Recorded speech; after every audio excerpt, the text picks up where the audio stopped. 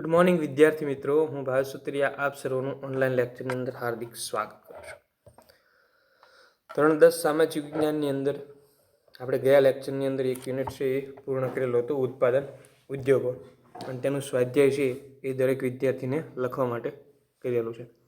દરેક વિદ્યાર્થીને એક સૂચના છે કે વિડીયો છે દરેક વિદ્યાર્થીઓ પૂરેપૂરો જુએ, અને અન્યથા જે કંઈ હોમવર્ક આપવામાં આવશે એ વિડીયો લેક્ચરની અંદર જ આપવામાં આવશે, કે જેના કારણે આપ વિડીયો પણ જુઓ અને હોમવર્ક પણ કરો. આગળનો યુનિટ છે ભારત જળ સંસાધન. તમને કોઈ પણ પ્રશ્ન હોય અથવા તો કોઈ ડિફિકલ્ટી હોય તો મારો સંપર્ક કરજો.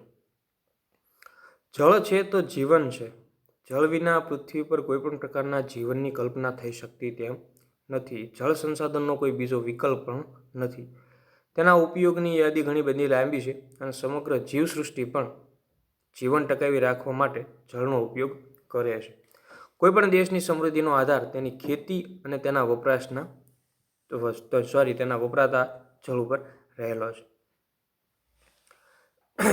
જળ એ જીવન છે. આપણે અવારનવાર છે આવા સૂત્રો કે સુવિચારો દિવાલો ઉપર લખેલા આજે સોશિયલ મીડિયા છે તો એની અંદર પણ જોવા મળે છે કે જળ એ જીવન છે. પરંતુ જળનો આપણે ઉપયોગ છે એ માત્ર એવી રીતે કરીએ છીએ કે જાણે કેમ કે રિચાર્જેબલ હોય. મોબાઈલનો ઉપયોગ આપણે કેવી રીતે કરીએ છીએ કે ભાઈ આજે આપણે મોબાઈલ જોયો તો હમણાં વીજળી છે એને રિચાર્જ થઈ જશે, પાછું બેટરી ફૂલ થઈ જશે, પાછું લઈને બેસાવ. જળનો ઉપયોગ આપણે એ જ રીતે કરીએ છીએ કે કાલે પાણી આવશે અને આપણી જરૂરિયાત છે પાણીની પૂર્ણ થઈ જશે, વાપરો. પરંતુ લાંબા સમય સુધી જો આવું નવું ચાલતું રહ્યું ને તો શુદ્ધ પાણી પીવા માટેનું ભારત દેશની અંદર મળવું પણ મુશ્કેલ બનશે. 140 કરોડ લોકો, 121 કરોડની વસ્તી છે એ 2011માં હતી. 10 વર્ષની અંદર 1.2% દરે આપણે જોઈએ તો લગભગ 140 કરોડ લોકો ભારત દેશની અંદર હશે. તો આ લોકો માટે પીવાનું જળ છે સમયસર પહોંચાડવું એ એક ચેલેન્જ સમાન છે. એટલા માટે ભારતનો દરેક વ્યક્તિ સમજે અને જળનો વ્યવસ્થિત અને વિવેકપૂર્ણ ઉપયોગ કરે. જળ વગર છે એ પૃથ્વી પર કોઈ પણ જીવ શક્ય નથી.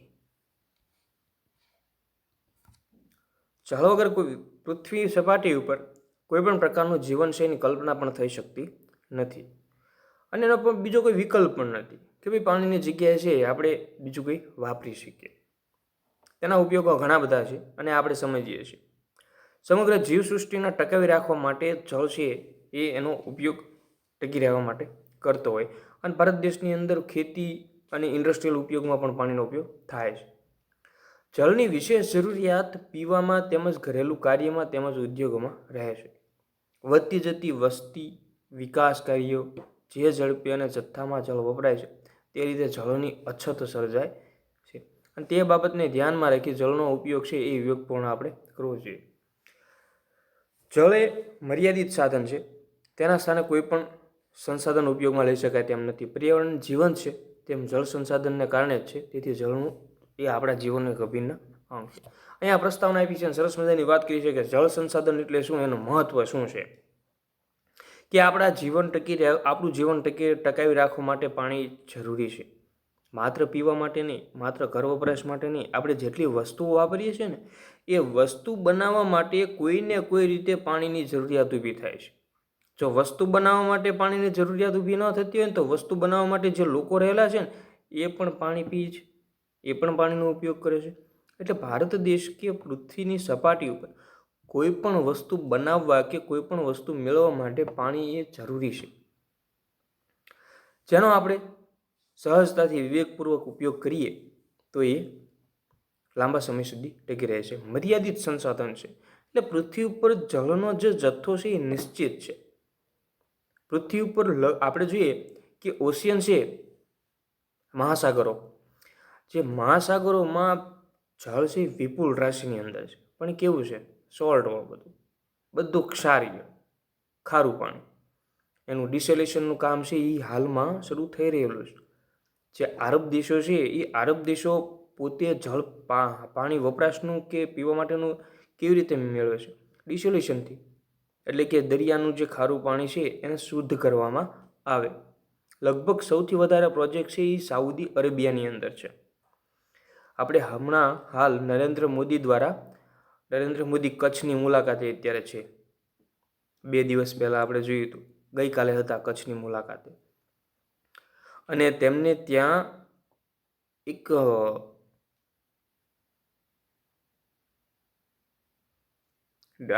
વોટર ડિસોલ્યુશનનો એક પ્રોજેક્ટ છે એ તેમને ત્યાં ખાતમુહૂર્ત કર્યું અથવા તેને શરૂઆત કરાવી. હવે એ કામ શું કરશે કે દરિયાનું જે ખારું પાણી છે તેમાંથી શુદ્ધ પાણી છે એ પીવાનું લોકો માટે ત્યાં આજુબાજુના વિસ્તાર માટે મળશે. પરંતુ આ ડિસોલ્યુશનની જે પ્રક્રિયા છે એના માટે વિદ્યુતની અને ઘણું બધું કોસ્ટલી, એટલે કે ઘણો બધો ખર્ચ જોવા મળે છે, કે જેના કારણે આ ડિસોલ્યુશનવાળું પાણી છે થોડુંક મોંઘું બને છે. આરબ દેશોની અંદર આ પાણી છે એ સહેલાઈથી પ્રાપ્ત થાય છે. હવે બીજું છે કે ભાઈ માનો કે સમુદ્રનું પાણી આપણને ન મળે અને ભૂગર્ભનું પાણી લઈએ તો હા થઈ શકે, પરંતુ ભૂગર્ભનું પાણી છે એ કેટલા સમય સુધી ચાલી શકે? જો એકાદ વર્ષ વરસાદ ન થાય અને પાણી રિચાર્જ ન થાય, ભૂગર્ભમાં રહેલા ખાડા છે પાણીમાં ફરીથી ન ભરાય, તો ત્યાં પણ તંગી રહેવાની. અને ભારતનું ભૂગર્ભ જળ છે એ બહુ ભયાનક સપાટીથી નીચે જતું રહે છે. એટલા માટે જળ એ આપણા જીવનનું અભિન્ન અંગ છે. આગળ જોઈએ આપણે પાઠની વિસ્તૃત શરૂઆત એના કન્ટેન્ટથી જોઈએ. જળ સ્ત્રોતો. જળ સ્ત્રોત એટલે શું? કોઈ કહેશે સ્ત્રોતનો અર્થ શું? મનમાં વિચારો. આપણે જે વસ્તુ જોઈએ અને જે વસ્તુ આપણને જ્યાંથી મળતી હોય તો એ આપણે સ્ત્રોત થયો કહેવાય. આપણો પૈસા માટેનો સ્ત્રોત તો મમ્મી અને પપ્પા. આપણી જ્યારે જરૂરિયાત હોય ત્યારે એ આપણી જરૂરિયાત પૂર્ણ કરે. તો આપણો પૈસાનો સ્ત્રોત કોણ બન્યા? મમ્મી અને પપ્પા. એ પ્રમાણે જળ સ્ત્રોતની વાત કરવામાં આવે કે આપણી જે જરૂરિયાતનું જળ છે એ આપણને ક્યાંથી મળે? તો એના માટે 3 પ્રકાર છે: વૃષ્ટિય જળ, પૃષ્ઠીય જળ અને ભૂમિગત જળ. વૃષ્ટિય જળ એટલે શું કે પૃથ્વી ઉપર જળ સંસાધનનો મુખ્ય સ્ત્રોત હોય ને તો વૃષ્ટિ જળ છે. વૃષ્ટિ એટલે વરસાદ.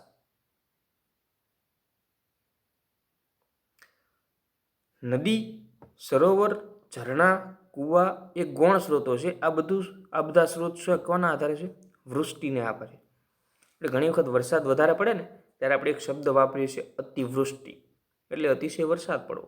અનાવૃષ્ટિ એટલે ઓછો વરસાદ પડવો અથવા તો નહિવત વરસાદ પડવો.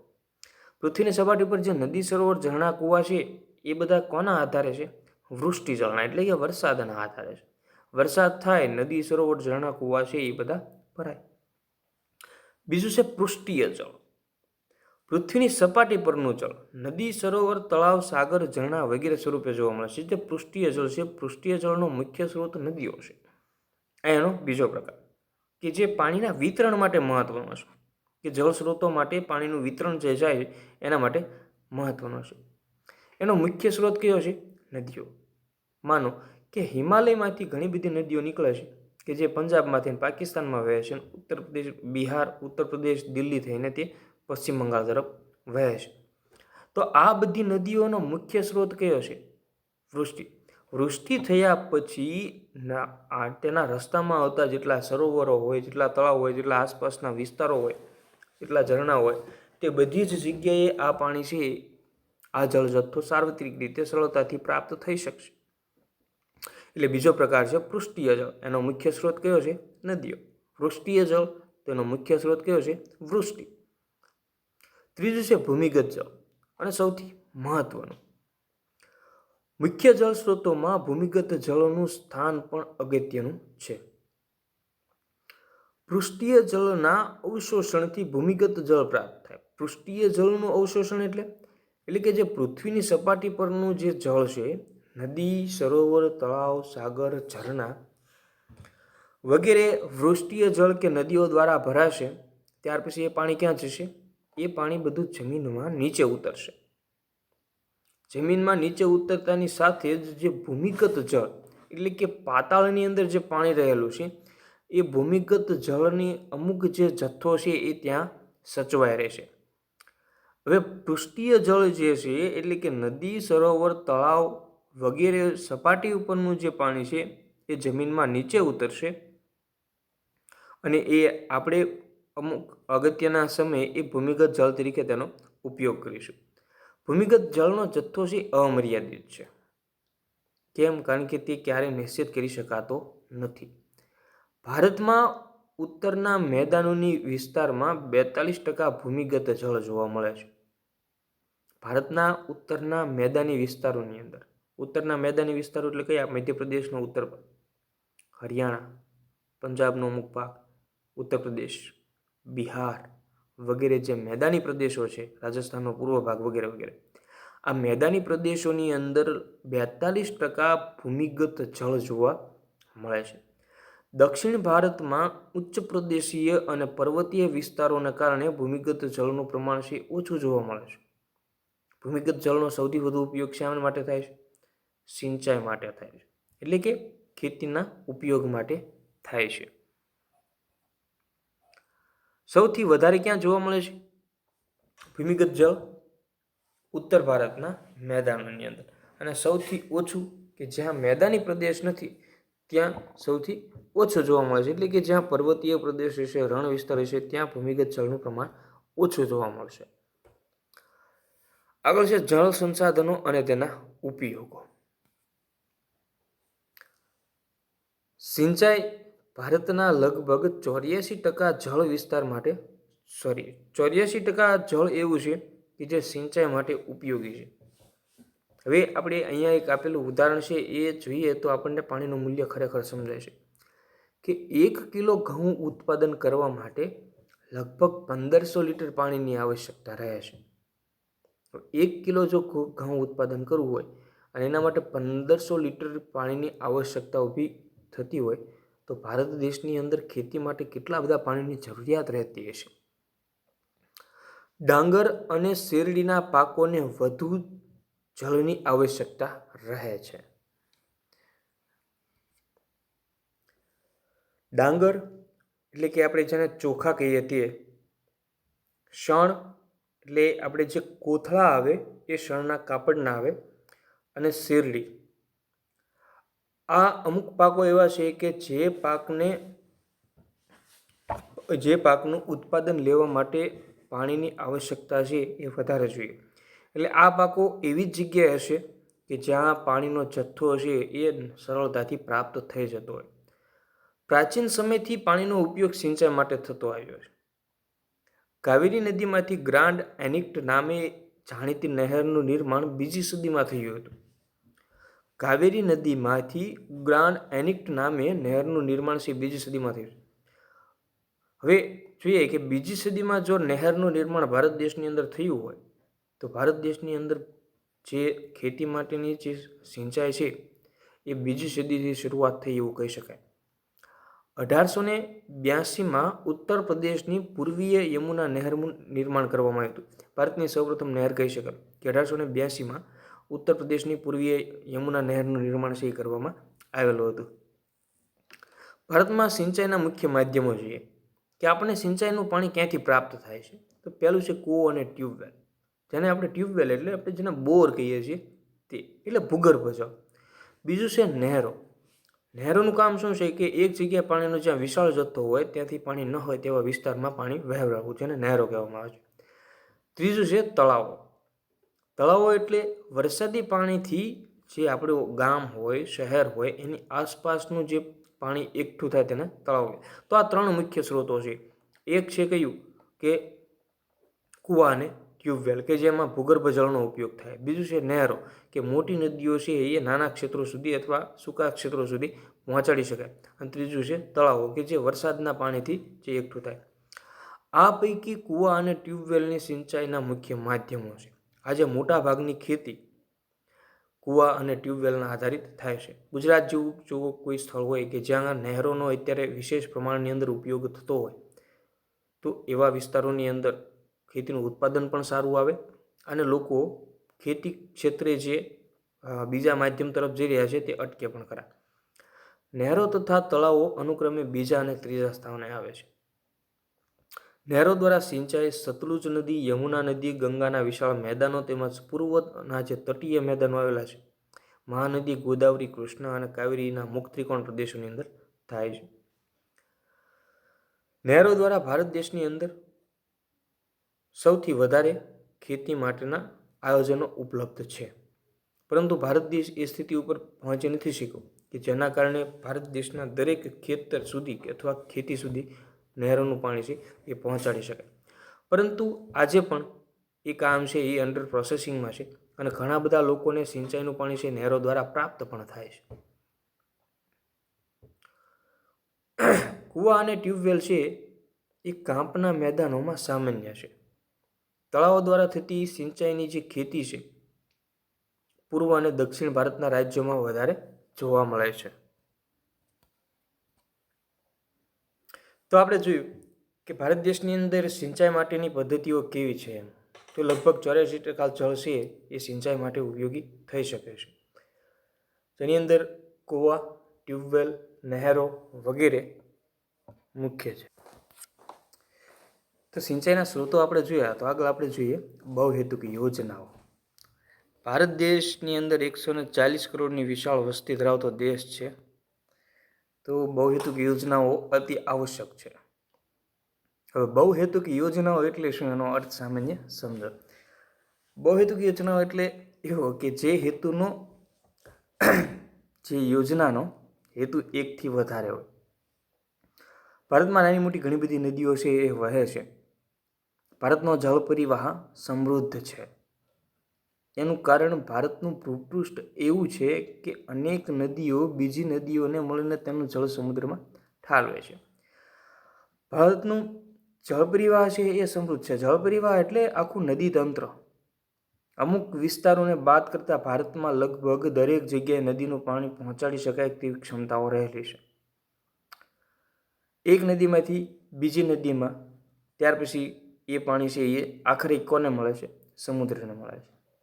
હવે આપણે એક બીજી રીતે જોઈએ કે ભારતનું ઘણું બધું પાણી છે એ સમુદ્રને રોજે રોજ નદીઓનું જે વહેતું પાણી છે એ મળતું છે. છતાં પણ ભારત દેશની અંદર અમુક વર્ગ એવો રહે છે કે જેને પાણી માટે ઘણા બધા સંઘર્ષો કરવા પડતા હોય.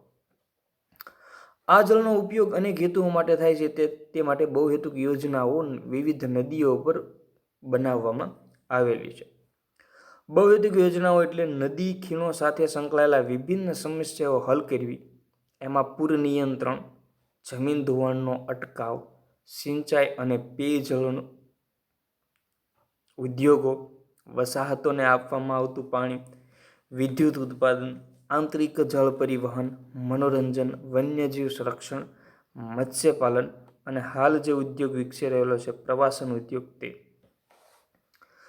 તો નદીઓ ઉપર જે બહુહેતુક યોજનાઓ બનાવવામાં આવે છે તેમાંથી ઘણી બધી સમસ્યાઓ હલ કરી શકાય. પહેલું છે પૂર નિયંત્રણ, એટલે કે નદીઓમાં જે પૂર આવે તેને જો બહુહેતુક યોજના દ્વારા કંટ્રોલ કરી શકાય અથવા તો એ પાણીને ત્યાં રોકી શકાય. બીજું છે જમીનનું ધોવાણ. પાણીની ગતિ વધારે હશે, ડિસ્ટન્સ લાંબુ હશે, તો જેના કારણે જે જમીનનું ધોવાણ છે એ વધારે થશે. પરંતુ જો બહુહેતુક યોજનાઓ કે બાંધો બનાવવામાં આવે તો એને રોકી શકાય. સિંચાઈ અને પેયજળ. સિંચાઈ એટલે જે આપણે ખેતી માટે જે જળનો ઉપયોગ કરીએ છીએ તે, અને પેયજળ એટલે પીવા માટેનું પાણી જે આપણે સામાન્ય ઉપયોગની અંદર ગામના શહેરોના લોકો કરે છે તે. ઉદ્યોગો માટે ઘણા ઉદ્યોગો એવા છે કે જેમાં પાણીની વિશાળ જથ્થાની જરૂરિયાત રહે છે. વસાહતોને આપવામાં આવતું પાણી, વિદ્યુત ઉત્પાદન કરવા માટે જરૂરી રહેતું પાણી, જે થર્મલ જે પાવર મથકો છે, તાપ વિદ્યુત મથકો, ત્યાં પાણીની જરૂરિયાત રહે છે. આંતરિક જળ પરિવહન. આંતરિક જળ પરિવહન એટલે કે આપણે તો અહીંયા આજુબાજુ મોટી નદીઓ નથી જેનાથી આપણે પરિચિત ન હોય, પરંતુ જ્યાં મોટી નદીઓ હોય તેની આસપાસના વિસ્તારોની અંદર આંતરિક જળ પરિવહન છે શક્ય બને છે, જે બીજા પરિવહનની તુલનાએ ઘણું સસ્તું પણ છે. માનો કે ગંગા નદી ઉપર બિહારની અંદર બાંધ બાંધવામાં આવે અને તેની સપાટી છેક ઉત્તર પ્રદેશ સુધી જોવા મળે, તો એ નદીની અંદર જે પાણી એકઠું થયેલું છે એ પાણી ઉપર આપણે જે આંતરિક જળ પરિવહન છે એ સસ્તું અને શક્ય બનાવી શકાય છે, જેમાં કોઈ પણ પ્રકારનો મેન્ટેનન્સ રહેતો નથી. આગળ છે મનોરંજન, જે ઘણી વખત છે એ મનોરંજનના સ્થળ તરીકે આ બહુહેતુક યોજનાઓનો વિશેષ પ્રમાણની અંદર ઉપયોગ થાય કે તેનું પ્રવાસન ઉદ્યોગ સાથે જોડાયેલું છે. આપણે જે નર્મદા ડેમ યોજના છે, હવે ત્યાં આજે આપણે જોઈએ તો એક પ્રવાસન ઉદ્યોગનું મોટું એક હબ તૈયાર થઈ રહેલું છે.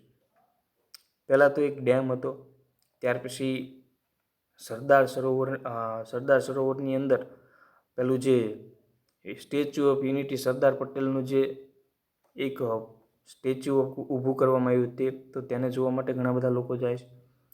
ત્યાર પછી હાલ અલગ અલગ ત્યાં પાર્કો, ઔષધ પાર્ક ને એવું બધું જે થઈ રહ્યું છે, એટલા માટે ત્યાં જોઈએ તો મનોરંજન અને પ્રવાસન ઉદ્યોગ માટેનું એક સ્થળ તૈયાર થાય છે. વન્યજીવ સંરક્ષણ અને મત્સ્યપાલન, વન્યજીવોનું સંરક્ષણ પણ કરી શકાય અને મત્સ્યપાલન કરી શકાય, કારણ કે જો જળનો વિશાળ જથ્થો આપણી પાસે ઉપલબ્ધ હોય તો આપણે કોઈ પણ પ્રકારના એવા છે કામ કરી શકીએ છીએ. બહુહેતુક યોજનાઓ, નદી અને તેના લાભાન્વિત રાજ્યો. બહુહેતુક યોજનાઓ ભારત દેશની અંદર મહત્વની છે. પહેલું છે ભાખરા નગર યોજના, તો કઈ નદી ઉપર આવેલી છે? સતલુજ નદી ઉપર આવેલી છે. તેનાથી લાભાન્વિત રાજ્યો કયા છે? પંજાબ, હરિયાણા અને રાજસ્થાન. ભાખરાનગર નદી છે, ભાખરાનગર યોજના છે સતલુજ નદી ઉપર છે, અને જેનાથી લાભાન્વિત રાજ્યો છે પંજાબ, હરિયાણા અને રાજસ્થાન. બીજું છે બિહારની કોસી નદી. કોસી નદી એનું લાભાન્વિત રાજ્ય બિહાર છે. આ નદી છે, આ બાંધ છે, બહુહેતુક યોજના જે છે કોસી નદી ઉપર બાંધવામાં આવેલી, તો તેનાથી બે કામ થાય છે. પૂરનું કંટ્રોલ થાય છે અને વિદ્યુત પણ ઉત્પાદન કરી શકાય, અને તેને વિવિધ પ્રકારની સિંચાઈ યોજનાની અંદર પણ તેનો ઉપયોગ કરી શકાય, કારણ કે આ નદી ઉપર પૂર છે એ વધારે આવે છે. દામોદર ખીણ યોજના, દામોદર નદી ઉપર આવેલી છે. ઝારખંડ, પશ્ચિમ બંગાળ તેના મુખ્ય રાજ્યો છે.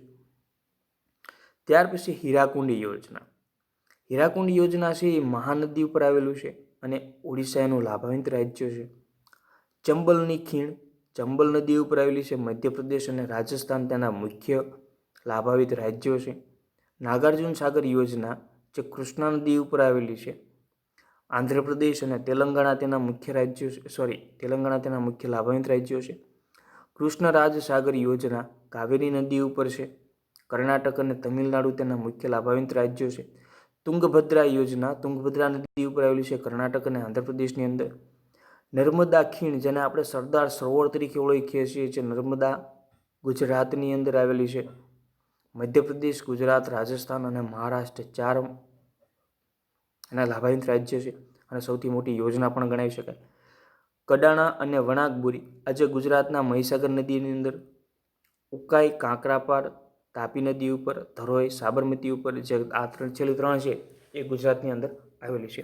અને ચોથું જે છે નર્મદા ખીણ, જે નર્મદા નદી ઉપર આવી છે, પરંતુ તેનો લાભાન્વિત રાજ્યો ઘણા બધા છે, જેમ કે મહારાષ્ટ્ર, રાજસ્થાન, ગુજરાત. એક મોટો વિસ્તાર છે ભારતનો એ જે નર્મદાથી લાભાન્વિત છે. હવે આ બધી નદીઓ આપણે જોઈએ તો આ બધી નદીઓ ઉપર આ જે બધી યોજનાઓ છે તેના કારણે વિદ્યુત ઉત્પાદન કરી શકાય છે. સૌથી પ્રથમ તો વિદ્યુત ઉત્પાદન. બીજું છે પૂરનું નિયંત્રણ કરી શકાય. બાંધો બાંધી સિંચાઈનું પાણી છે એ જે નહેરો અને સિંચાઈની જે સગવડો છે તેના દ્વારા છે ખેતી કે ખેડૂત સુધી છે એ પાણી પહોંચાડી શકાય. તો આ રીતે ભારત દેશની અંદર જે બહુહેતુક યોજનાઓ છે એ યોજનાઓ અને એનું મહત્ત્વ ધરાવે છે. આપણે ફરી વખત જોઈ લઈએ કે ભારત દેશની અંદર જળ સંસાધન બાબતે પેલું છે જળ સ્ત્રોતો. આપણે જોયા તો એ જળ સ્ત્રોતો જેના 3 પ્રકાર છે: વૃષ્ટિ જળ, પૃષ્ઠીય જળ અને ભૂમિગત જળ. ત્યાર પછી જળ સંસાધનના ઉપયોગો અને જળ સંસાધન. 1 કિલો ઘઉં ઉત્પાદન કરવા માટે 1500 લીટર પાણીની આવશ્યકતા એક સરસ ઉદાહરણ છે. ડાંગર, શણ અને શેરડીના પાકને વધારે પાણીની આવશ્યકતા રહે છે. કાવેરી નદીમાં 2જી સદીમાં ગ્રાન્ડ એનિક નામની નહેર જે મળી આવી છે, ત્યારથી કહી શકાય કે ભારત દેશની અંદર પ્રાચીન સમયથી જ જે નહેરો છે તેનું બાંધકામ રહેલું છે. આધુનિક સમયની વાત કરવામાં આવે તો 1882માં યમુના નહેરનું પૂર્વીય યમુના નહેરનું નિર્માણ કરવામાં આવેલું હતું. ત્યાર પછી ભારતના સિંચાઈના મુખ્ય 3 માધ્યમો કુવા, ટ્યુબવેલ, નહેરો અને તળાવો, જેનાથી ભારત દેશની અંદર મોટા ભાગની સિંચાઈ છે. ત્યાર પછી બહુહેતુક યોજનાઓ છે. તો બહુહેતુક યોજનાઓની અંદર એનો મુખ્ય સ્ત્રોત શું છે? નદી. અને ભારતનો જે જળ પરિવાહ છે એ સમૃદ્ધ હોવાને કારણે ભારત દેશની અંદર બહુહેતુક યોજનાઓ છે એ વિશેષ પ્રમાણમાં વિકસાવી શકાય છે. આ આપેલી બહુહેતુક યોજનાઓ જેમાં ઘણા બધી યાદ રાખવાના ભાખરા નાગર છે, પંજાબમાં આવેલું છે, કોસી બિહાર, દામોદર ખીણ છે, ઝારખંડ, પશ્ચિમ બંગાળ, હીરાકુંડ છે, ઓડિશા વગેરે વગેરે. નર્મદા ખીણ, સરદાર સરોવર છે જે ગુજરાતમાં આવેલી છે, જેનાથી લાભાન્વિત રાજ્યો આટલા છે વગેરે વગેરે. તો આ લેક્ચરની અંદર આપણે અહીંયા સુધી રાખીશું. હવે પછીના સમયમાં આપણે ટેસ્ટનું એક આયોજન કરવા જઈ રહ્યા છીએ, તો વિદ્યાર્થીઓ માનસિક રીતે પ્રિપેર રહે. આભાર આપ સૌનો.